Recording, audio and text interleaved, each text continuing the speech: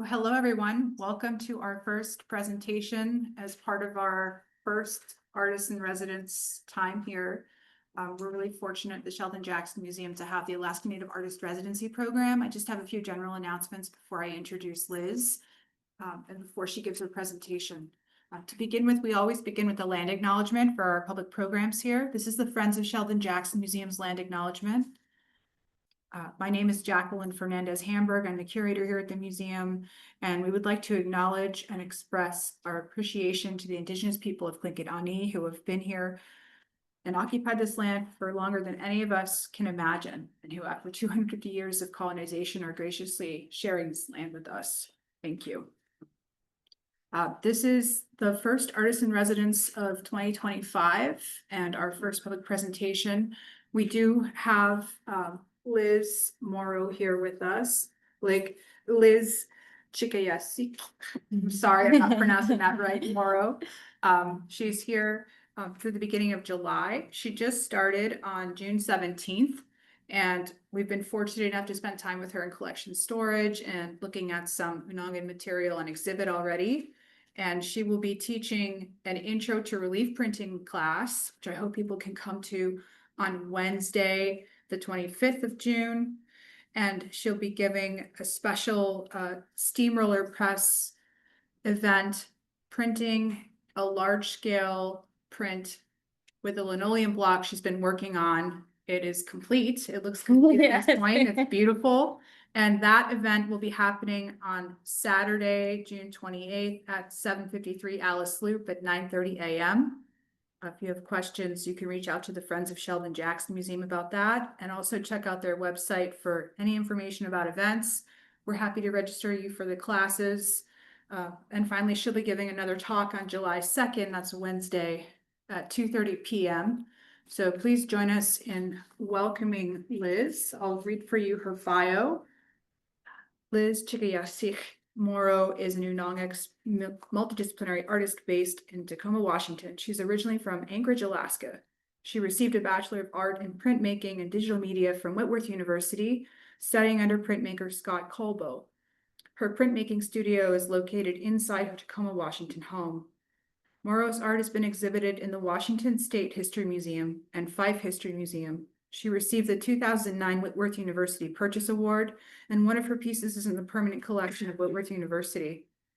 She will be focusing on a large-scale linoleum relief print while working as an artist in residence at the Sheldon Jackson Museum, but also has many additional projects in store that she's already started on. So please join us in welcoming her, and thank you for being at this presentation.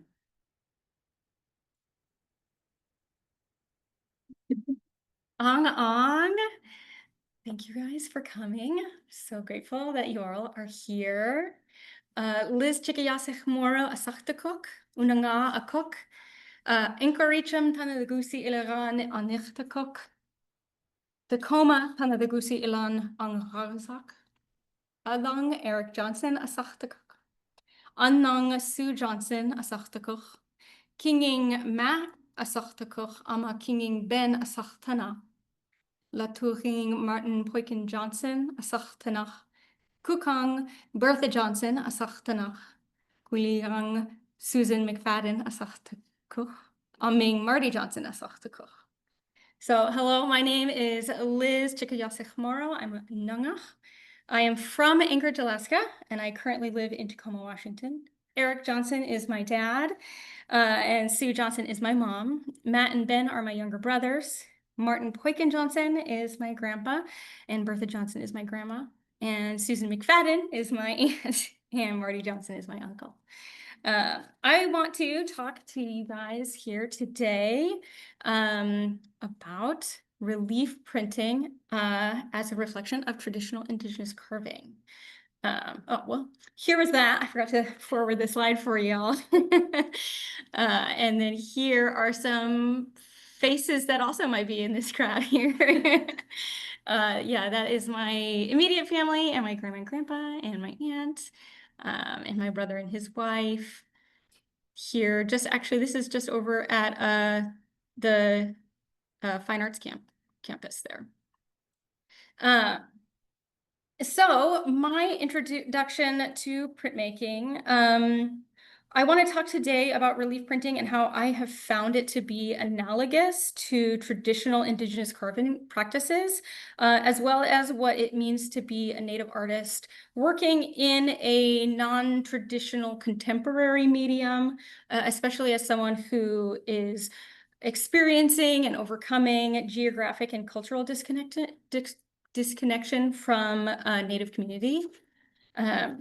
So I want to share a little bit about my background with printmaking.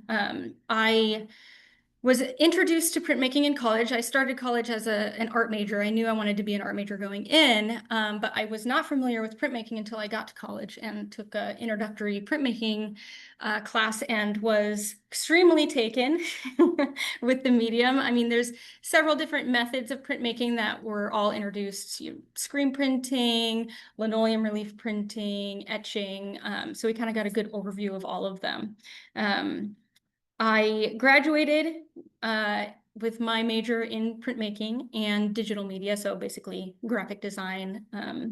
And I ended up post-college working in a lot of different creative industries, from like working for a company doing screen printing t-shirts and then doing graphic design, doing photography, doing interior design. So I had a lot of creative jobs, but I wasn't doing my art necessarily. I was utilizing my creativity, but not creating my work. So I spent kind of those 15 years post-college being able to be creative, but I was always really longing to return to an art practice. So here is my home studio. In 2023, I was super burnt out on my industry that I had been working in. And so I was like, I'm going to take a 2-month sabbatical and get right back to it and hit the ground running. And I never did. I never got back to it. I decided to pursue my artwork and really, I had been like screenshotting artist opportunities and all sorts of different things that I had wanted to do or wanted to apply for or wanted to be involved in. And I was like, I'm going to stop screenshotting things and never getting back to them. And so I made a commitment to get back to my art, be making it consistently. And I realized that I wanted to get back to printmaking, but a lot of printmaking methods can be difficult. They can have kind of like a high barrier to entry in terms of like equipment or chemicals, space requirements. So I wanted to get into a medium of printmaking that I could easily do because I knew if it wasn't easy, I wasn't going to do it. So the medium that I ended up going with because of that was linoleum relief printing. It was something that I could do at my dining room table in my house. I could print in my house. It was something that was easy to wash, without needing a bunch of chemicals and especially having a little kiddo at home. So I transformed my dining room into a printmaking studio. And initially I was carving with, or I was printing with just a baron, which this is this guy right here. And so you just use your muscle and you press down on the linoleum. So you can print a linoleum relief by hand. I was generously gifted by my aunt a small hand press that I used for a really long time. I still use it for a lot of my prints. So it was just a printmaking method that is very easy to access for pretty much anybody. It's not super expensive to get into. So that was something that made it easy for me to get back into my art making practice. As for my familial background, I was born in Sacramento, California, while my parents were living there, when my dad was finishing up his fellowship. Yeah. And then when I was 4, we moved back to Alaska, where I grew up and spent my whole childhood there in Anchorage prior to heading down to Washington State for college. My cultural connections as a child were very ephemeral. I knew from a young age that I was Unangax on my dad's side, but not living in the Aleutians or in southwestern Alaska, I didn't learn much about Unangax culture outside of kind of, you know, our elementary school intro to all the different Alaska Native cultures. And so in many ways, my background kind of feels like a story of colonization and reclamation. After my great-great-grandmother moved from Attu to Akitan, my ancestors kind of progressively moved further and further and further from the Aleutians, culminating in me moving completely out of state down to Tacoma, Washington. So my great-great-grandma moved from Attu to Akitan, and then my great-grandmother moved from Akitan to Naknek, and then my grandfather moved from Naknek to Juneau, and then we moved from, or my dad moved from Juneau to Anchorage, and now I moved from Anchorage to Tacoma. So there's kind of this feeling of this separation as kind of a big gulf in terms of like access to culture. And that's something that's been really interesting for me, especially being here, is just even in Sitka, which, you know, isn't really that close to southwestern Alaska, is just the access to cultural items. And, you know, I went to the Sitka library and checked out this book, and I'm like, there's no way that I can find a book that's in Unangamtanu in Tacoma. So it's just something that's been difficult as somebody who's trying to connect to culture and heritage. So being here is really great. But let's see.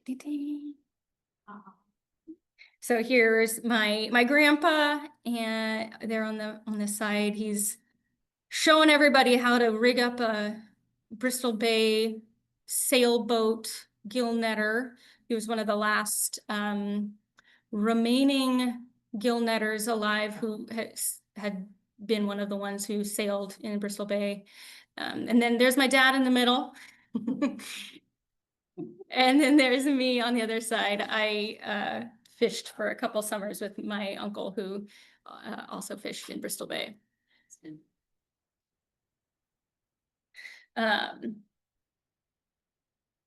In addition, with each move, each marriage to non-native partners, and I think likely in conjunction with societal pressures to assimilate to American culture, Unangax culture connection was distanced as well. So I didn't have any language, dance, didn't really have any framework for, you know, what Unangax art looked like outside of the very famous basketry and the bentwood hats.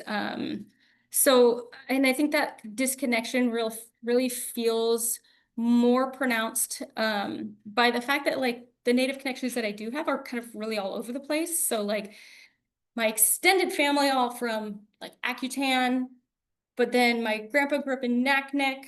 So, and then he moved to Juneau as an adult. So when he became a member of a corporation. He's a member of Southeast Alaska Corporations, not the Aleut Corp. So like I'm a descendant member of Sea Alaska, which is mostly Southeast Alaskan in terms of like the culture that they support and all that kind of stuff.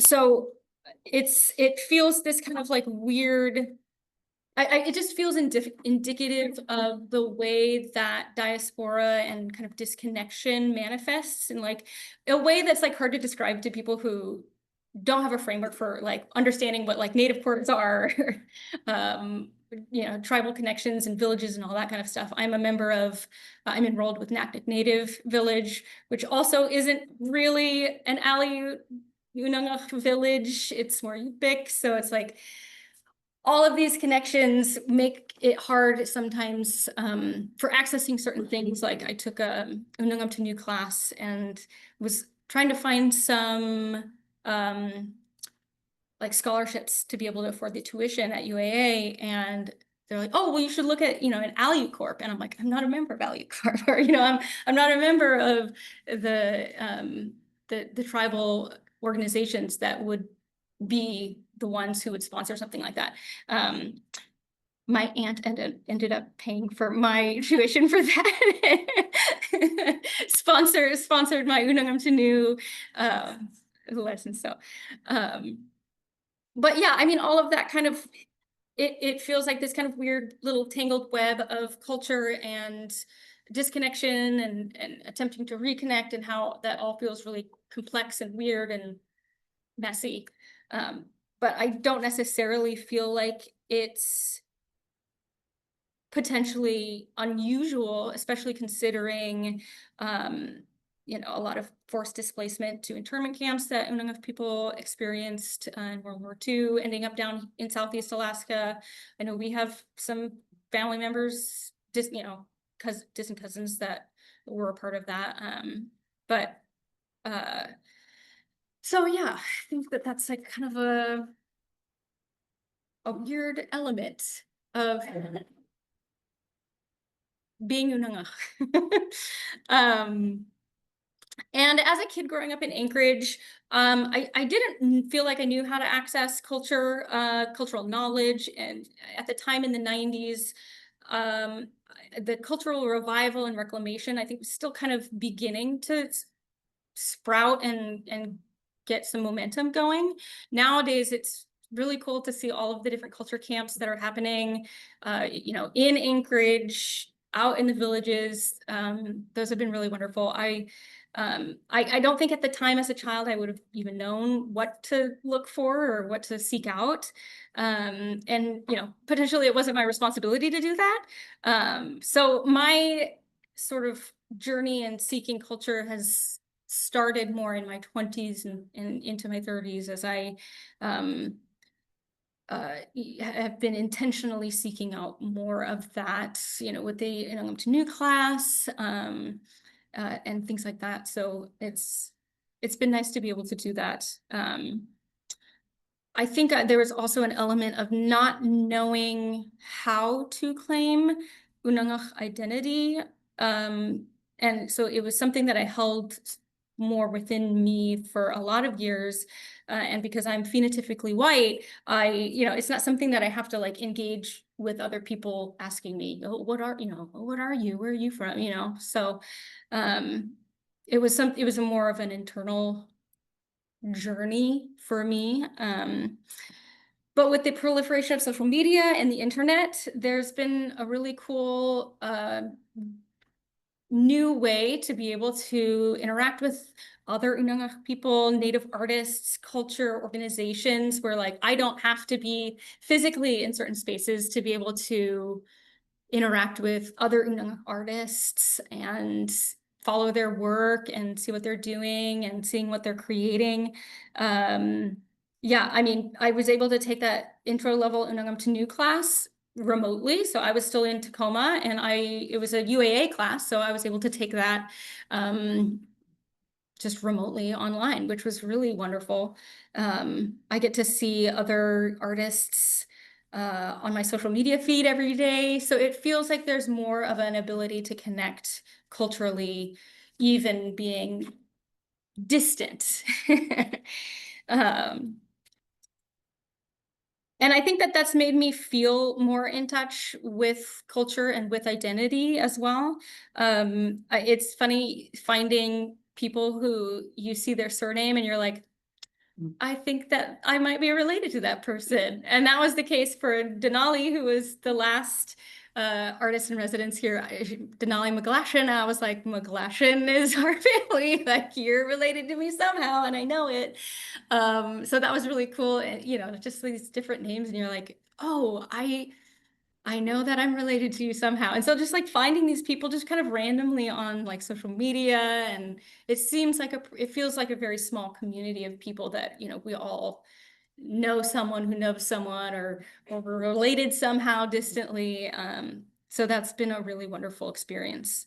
I mentioned Culture Camp. I realized a couple years ago that there is a Pacific Northwest Aleut Council, and they put on a culture camp every year in the Seattle area. So I missed the first one that year. I had found out about it, but last year I was able to go to the Pacific Northwest Aleut Culture Camp in the Seattle area, which was really wonderful. And I realized that I was sitting beside a cousin at the time, and we started chatting and talking about family. And so that was a really wonderful experience as well. Just being able to do an in-person, I'm chronically online as a millennial.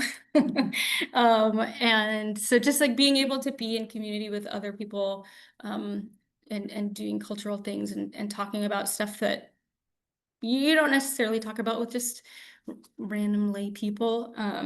So that was a really wonderful experience. So despite the ongoing colonization in general and in our own family, that I got to watch my grandpa pursue his creativity and make with his hands my entire life up until his passing in 2016. He was a skilled carpenter and woodworker, and he made so many of my favorite childhood toys and keepsakes. I remember I had an American Girl doll, and he made this huge American Girl doll closet that had all the little hooks and hangers on it. And I mean, he could make anything. This is him carving a spoon. This was in his garage woodworking shop that he had for many, many, many decades. Two of his creations are family heirlooms that he gifted to family members on very important occasions. This is a set of like a salad utensils that he carved fish into the handles, and I got this set at my wedding, and I know other family members received them on important days in their lives. The other one that I hold very dear is this replica Susan. This replica dog sled that he created, and I believe pretty much everyone in our family has one of these, and has an inscription on the bottom of it, saying who it's to, and with his little signature.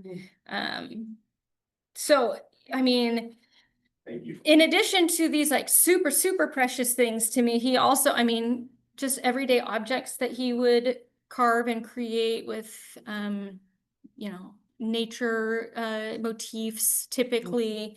In retrospect, I see his desire to connect with his Alaska Native culture. And because by this time he's in Southeast Alaska, and at the time there wasn't, I don't think, a lot of access to knowing what traditional Unangax art looked like. This is where he gravitated. So a lot of his pieces reflect that, the form line carving of Southeast Alaskan Native cultures. And his the miniature dog sleds, I think, are super special because when he was younger, he dog sledded all over. He did trapping, and so he was, a teenage boy getting dragged through the woods by a dog team. Like nowadays, we can't let our kids go down the street. He's out there hunting. Super wonderful. This is a piece that he carved by hand. This boat is a really wonderful piece. It's pretty large. It's about this big by this big. And he had carved this because he was injured and laid up for a while, and so he set to work on an artistic project. And yeah, this whole thing is carved by hand. And Dad, you said that my grandma painted the clouds in the background. Yeah. The other family member whose Unangax art feels really special to me is my great-great-grandma, Thecla Prokopiev-McGlashan. She did Attu-style basket weaving, and this is a piece that is actually up in Anchorage at the Alaska Native Heritage Center in their collection. It's a glass bottle that has that Attu-style weaving around it. The basket weaving has always really fascinated me, but I never really felt like it was my medium. And I also feel like it's one of those things it's really hard to figure it out as you go. It feels like something I would need like a master Attu style weaver to teach me. And that's just not something that I have access to. But so the link between Indigenous carving and relief printing really began to appear to me during that mask carving class that I took at Culture Camp.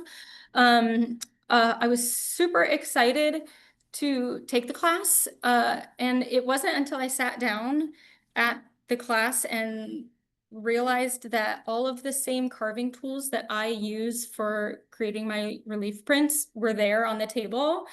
And as I was carving the masks, it was just like, this is the same thing. Like I'm doing this, I felt like I was doing the same thing when I was carving the mask as when I'm carving linoleum, even though the end product is a different, we're ending up with a different piece in the end. Just the feeling of carving and the techniques and all of that felt really, really similar. So as you can see, these are the exact same tools that I have here for my relief. And actually, these are the little masks if you guys do you want to take? Hang them around. Watch out. They're just masks. They don't have legs. They can't walk away. Later, we'll all be carving a mask to take. No. Yeah, so it was just like really interesting to see how it just felt the exact same to me. And it's been really interesting as I've been sitting here and had some folks walk up and talk about the linoleum relief carving and them having not, really known about it before, being like, this is very similar, isn't it? And I'm like, it is, isn't it? So that's been just a really cool experience, and also kind of the thing that made me start thinking about carving linoleum in a different way, and printmaking, relief printmaking specifically, thinking about it in this more Indigenous framework. Because to me, printmaking wasn't introduced to me with any sort of like connection to indigeneity or Native peoples. So it's a very Western process. Has these, in terms of like modern printmaking and the printing press and all that stuff, very industrial. And so here's another example. This is my grandpa's work. You can see one of these is a linoleum block and one of them is his wood carving. And they're just almost identical. And it feels like they're reflections of each other. So relief printmaking on its own is what some might consider the oldest printmaking method. You might even argue that the handprints on the cave walls in the Paleolithic era are prints that people are making. They're putting ink onto a substrate and transferring that. So relief printmaking methods relief methods of graphic presentation have been used for many thousand years on slate and stone, gold and steel, on the hardest and softest materials. Men have attempted to outline the imagined faces of their gods and to placate their fears. For primitive man, millennia before the invention of paper, carving, scraping, and incising lines from a dense, resistant substance formed a main outlet for his graphic powers. So that's from a relief printmaking book that I have back home. And you can see here some examples of relief artwork. The clay seal is not necessarily a print per se, but kind of that methodology is the same there in terms of creating a repeatable pattern with a carved design. And then the earliest dated example of woodblock printing is the Diamond Sutra published in China, which is the lower piece there. But samples of printing that archaeologists have found have actually are probably not the earliest, especially if you consider that lower piece there, super, super intricate. This is not their first go at relief printmaking. Like, it's clearly very advanced. You know, fabric and paper don't last very long, archaeologically speaking. So we probably have a lot of pieces and history of printmaking that is just lost based on the medium and the substrates. There's probably many, you know, less technically advanced books printed prior to this Diamond Sutra, but they have not survived. And as for printing on textiles, that is something that we have evidence of in pictures. You can see here we have an Egyptian hieroglyph mural at a site in Egypt that you can see these printed garments that they're wearing, potentially printed, you know, they could be woven, you know, we're not certain, but things like this might be evidence that, you know, several thousands of years ago, people were using relief printmaking methods for transferring designs and artwork.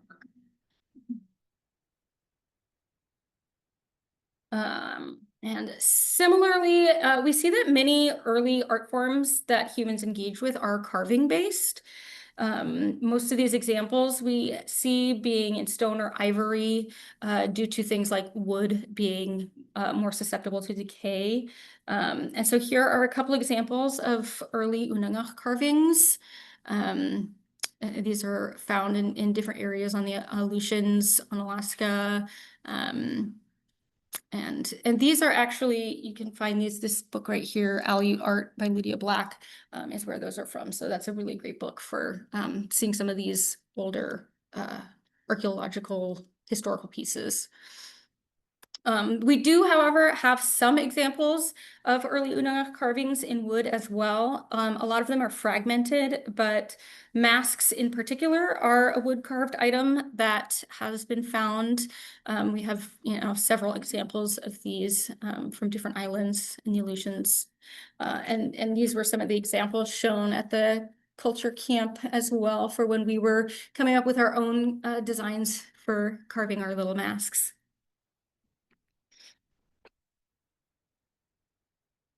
More obvious to this area, Tlingit formline panel carving, to me, feels super analogous to relief printing. And I mean, you can totally imagine if you inked up that panel and printed it on paper, it would, you know, create a beautiful print. But just this methodology of relief carving is really common and throughout a lot of indigenous cultures across, you know, the Americas and the world. So I think that it's a practice that feels very innate, I think, especially as indigenous peoples. And then here is, these are not relief prints. These are, well, this one is a relief print, but here's a few other just examples of some contemporary indigenous printmakers. And this is Crystal Worrell, Tlingit artist. I'm sure many local folks are familiar with their work. And then this is another one of those pieces. This is a woodblock relief print, multicolor. I don't know if that'll play. Probably. We won't. I don't want to test it.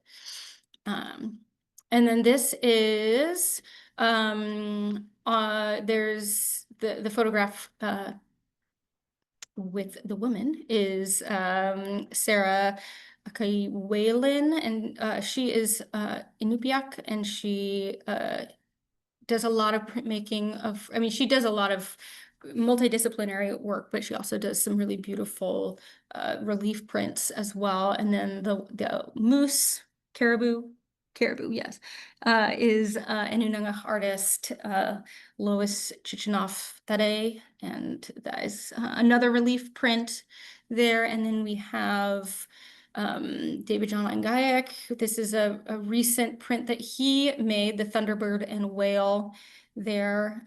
He is Unangax and Yupik. And then one of the really interesting things that I discovered when I was researching printmaking and relief printmaking specifically as it related to Indigenous peoples was that there is this incredible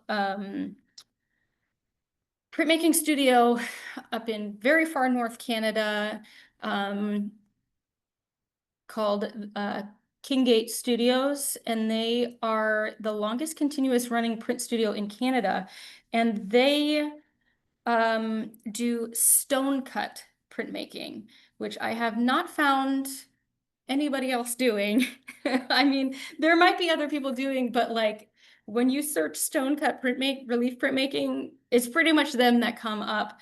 And it's, you can see here, this is Timothy Atichi in 1975 carving. You can see he's carving there on a stone.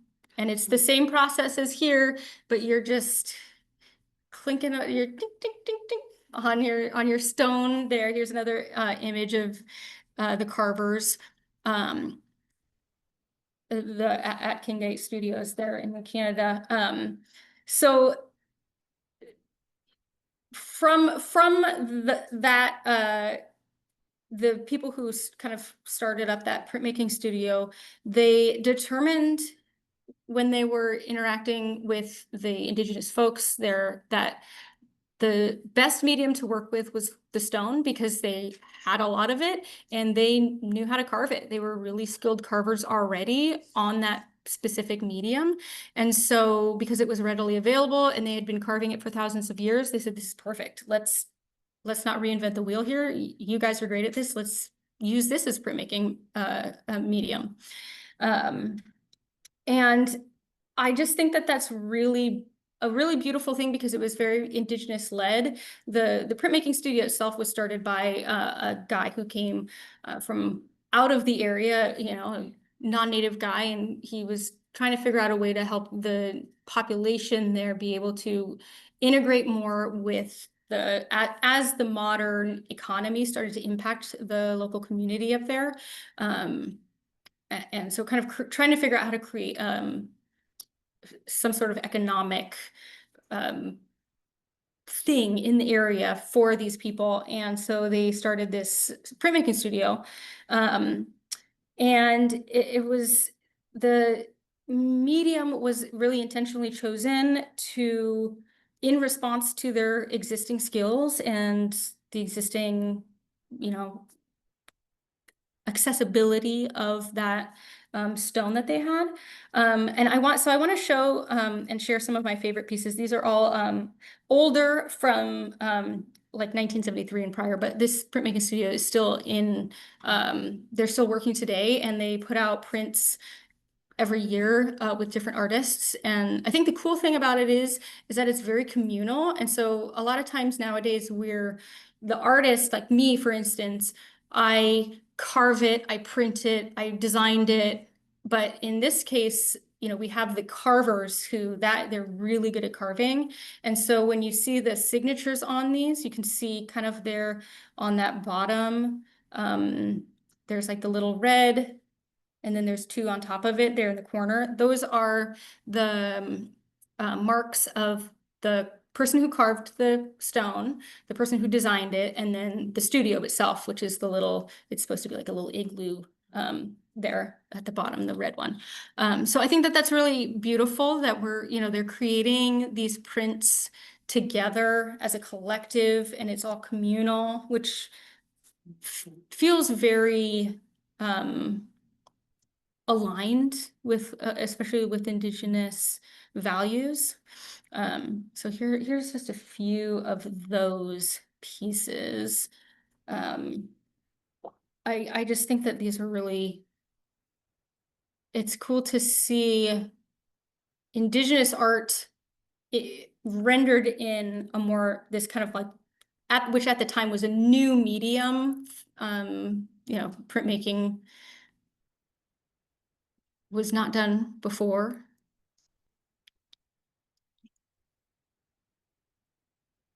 And obviously they have a lot of animal imagery of just daily life.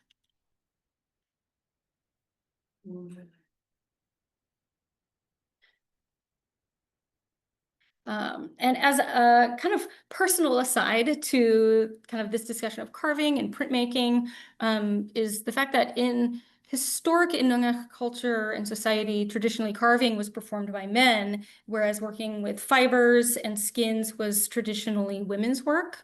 And as a person who, since childhood, has felt much more aligned with like Western ideas of masculinity and especially as it relates to like behavior and interests. I was always a tomboy growing up, and I was always running with the boys and always wanted to do what the boys were doing. And I didn't like girly things. You could not get me to wear pink if you tried. So it feels really interesting to me that I'm also drawn to this carving-based media, with carving being a traditionally male medium of art making. Obviously, nowadays, even in Indigenous cultures, we're not so rigid in terms of what men have to do and what women have to do. But I think that even now, I see a lot of women doing beading, and I think as I engaged more with exploring Indigenous identity, I felt like I should be working in like something like beading or these basket weaving, and they were things that like I love, are beautiful, but I didn't feel drawn to them, and I didn't feel like they were my work to create.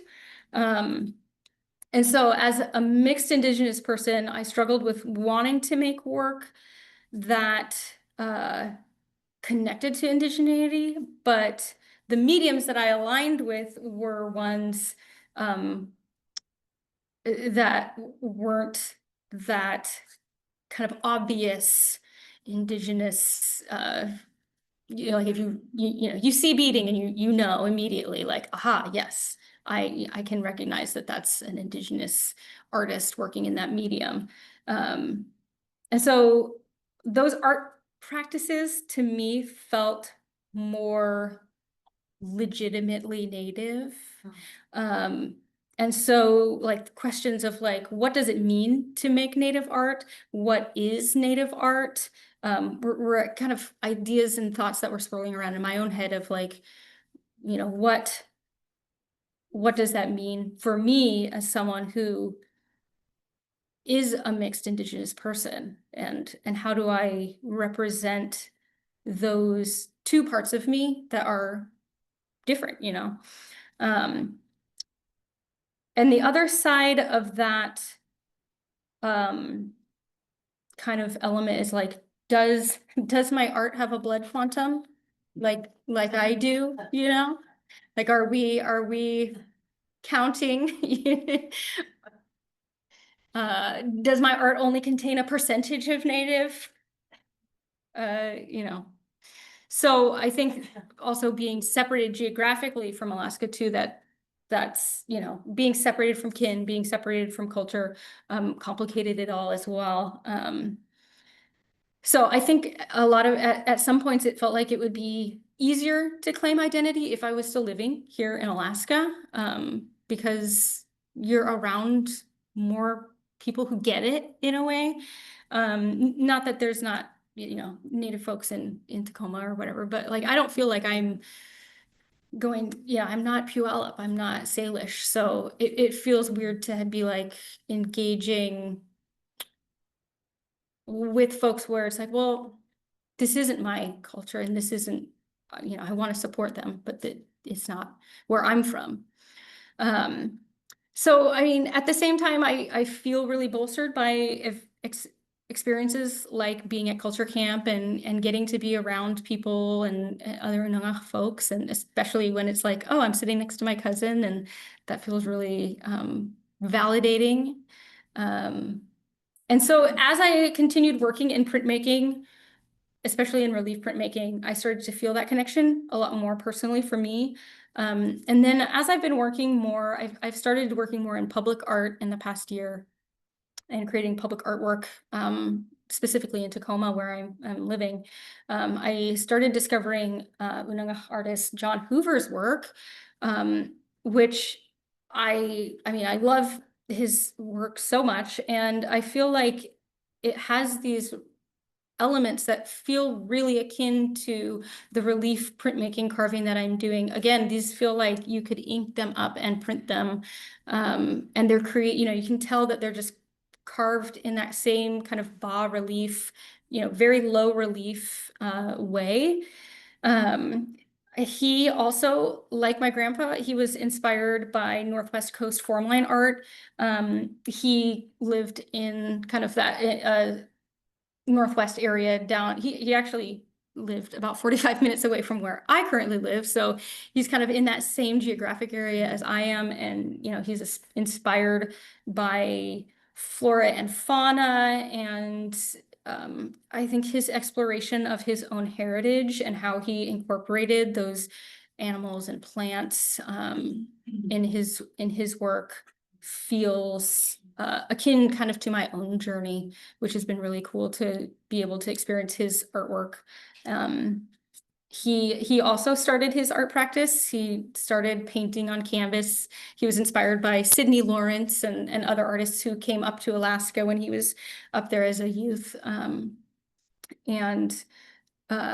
then eventually found his way to what eventually became his main practices, which is these kind of low relief carvings that he created. Yeah, I think that this is a really cool example of that carving practice that again feels so similar to relief printmaking.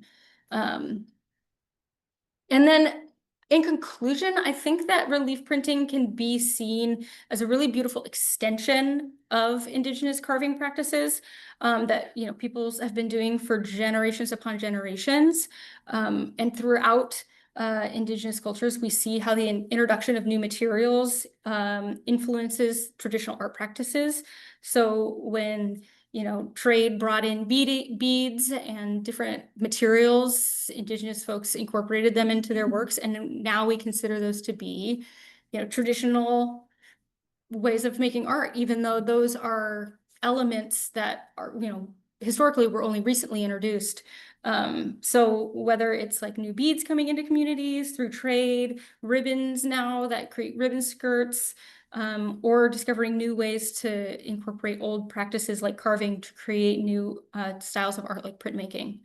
And printmaking for me, I love it for completely other reasons beyond, and you know, what made me fall in love with printmaking initially when I first discovered it in college was that it's a medium that's like, it's rooted in connecting people, and from the origins of the modern printing press as you know, a way to mass produce books and tell communicate stories, and all the way back to those handprints on walls in caves. You know, I see printmaking as this part of a long line of people trying to connect with each other and tell stories and communicate with each other. Printmaker Vin Caponegro wrote, from protest posters to zines to leaflets, printmaking possesses the unique ability to disseminate information camouflaged as art. Innately more egalitarian and accessible, and therefore less precious and valuable, the production of prints is often a community activity that can also easily enter the public sphere.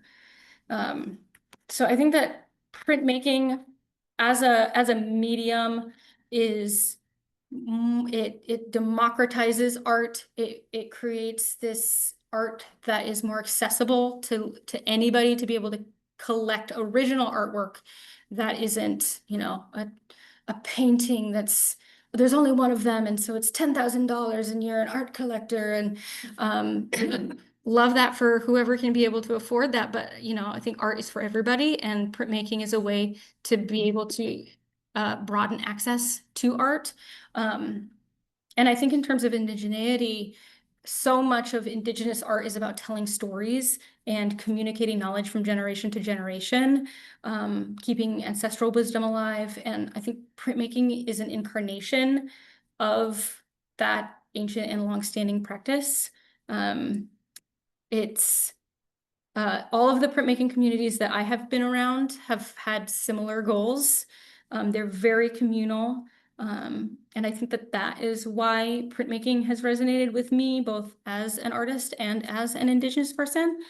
And I don't remember where I heard this from, but it stuck with me that someone said, if you know, kind of thinking about this idea of like, oh, it's not beadwork, it's not, you know, carving, it's not making super traditional work.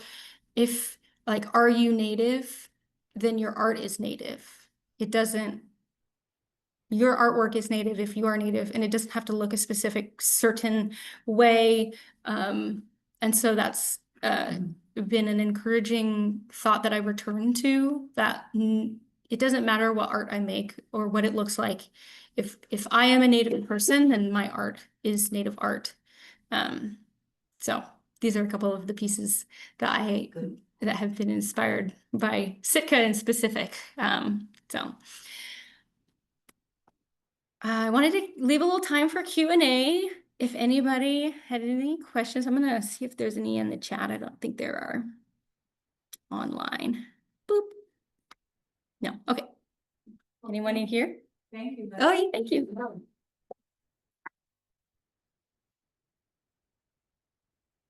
I have comments, just a thought, and then two questions if I can. For sure. Jump ahead of people. I'm wondering if it would be interesting for you if you're ever bored and you're trying to look for ideas. It might be fascinating if you looked at basketry designs from another basketry. Yeah. And incorporate those motifs within your relief printing patterns. Yeah, I thought about.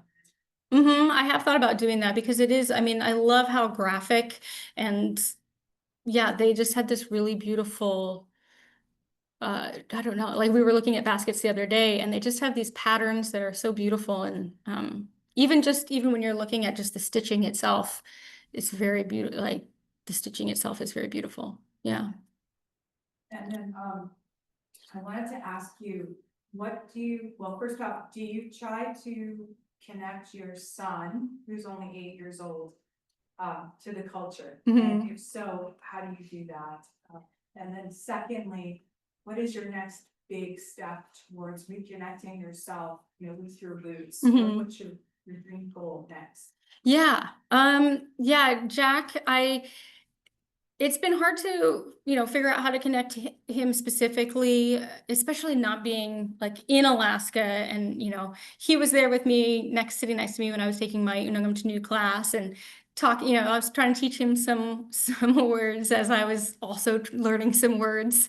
And so I think that like, that's something that I'm working on doing more and incorporating more. Like when I was growing up, it was something where like, yeah, we went fishing and we went and were able to engage with things where like, I am not able to do that. And so one of the things that I like to bring him up here to do the camp and at least be able to be in Alaska. And I think, you know, he has a little bit of understanding, but I think as he gets older, it will be something that I teach him more about and try to connect him with too. And I think, let's see, ultimately something that I would really love to do is to actually be able to travel to Akitan. As I haven't been able to make it out there. I've been over to Naknek, fished there for a couple summers. But I mean, that's something that I would like to do, is to be able to go back there and make a pilgrimage, if you will. And like, I think sometimes as like you know, you can see pictures online or whatever, but like, especially knowing how different it feels for me just to be like in Sitka, which is, you know, not Southwestern Alaska or is not where I grew up and but even just being here, the culture is so much different than down south. And Tacoma's great. I love Tacoma a ton. I think it's a really beautiful place, but it's like these things where it's like I can just go to the library and there's a book that's in Unangax or so I think that being able to get back here and connect just with place, just with land, I think is really inspirational. And like this whole body of work that I'm creating now is directly inspired by last summer when I was here. These two, the raven and the salmon, were sketched last summer while I was here in Sitka. So I think there is something really important about being on land and being in Alaska, even if it's not like my direct ancestral location in the Aleutians. I think just culturally and you know, flora and fauna and culture is so much more readily accessible up here, which is really nice.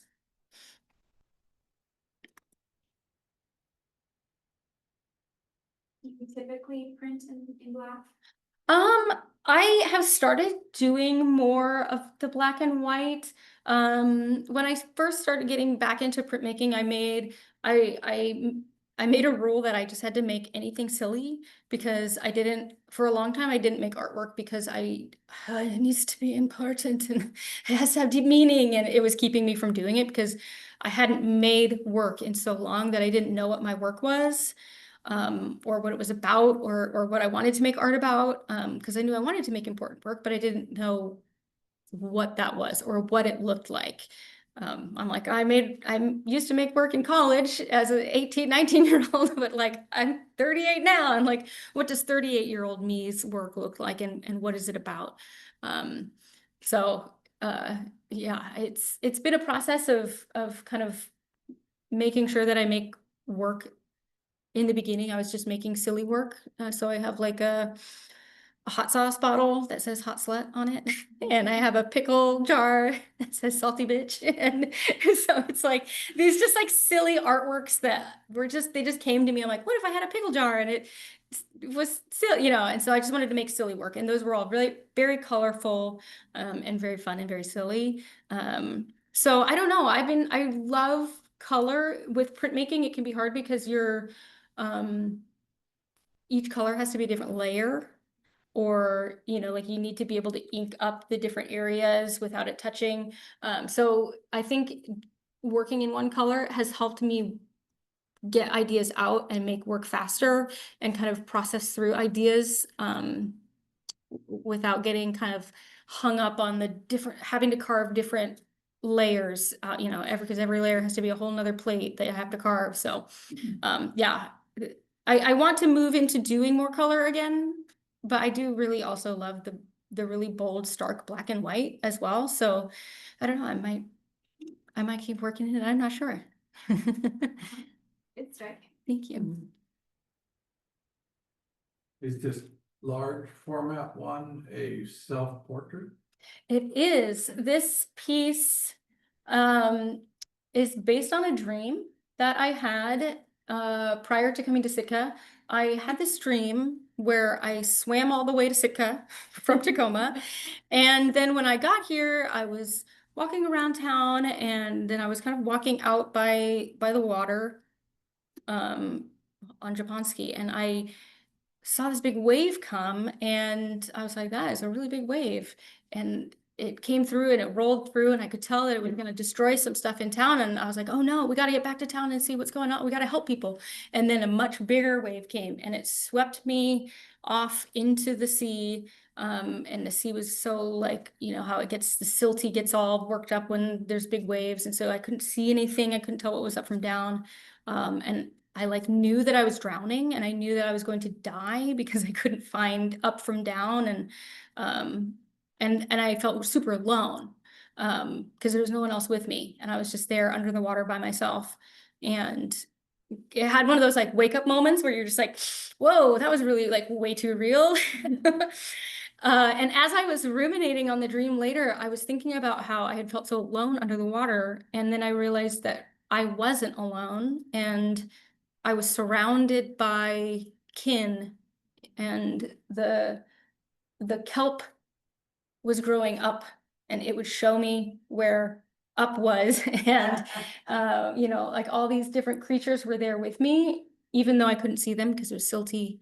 And so it really felt like a representation of like me swimming all the way to Sitka was me doing all this work to come and apply for the residency and make all the logistical plans to get here. And then when I was here, I made it, I'm on land.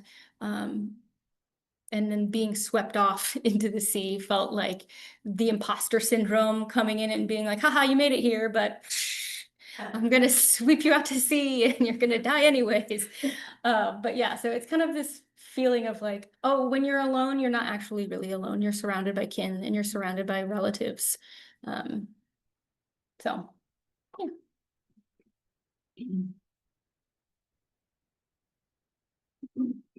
Hey. You said you didn't grow up with the traditional dance. I see that you're incorporating your native language into your doing. So how did you learn that? How did you go about searching for them? Yeah, I mean, I had kind of, it was kind of as a part of finding people on social media, different Unangax peoples on social media, and following them and following along. One of the women that I followed was teaching Unangam Tanu 101 classes at UAA. And I was like, I am going to sign up for that. And that was like such a weird process too, because it's like, okay, I've been out of college for, you know, 15 years, and like, oh, I have to like apply to go to this class. Okay.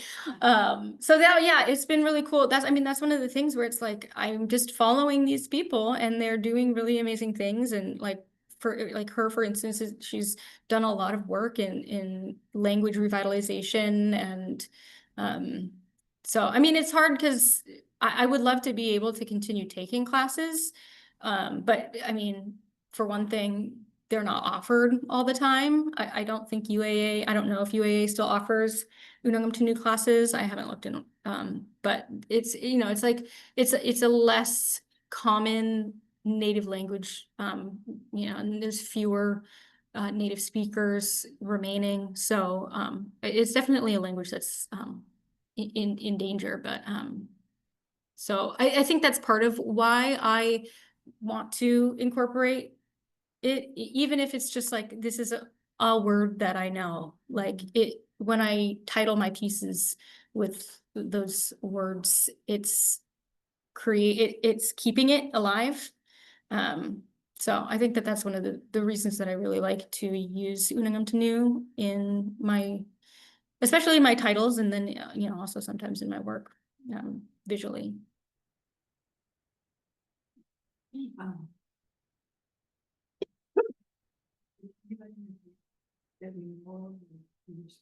Great. And you know of anyone that actually did speak language?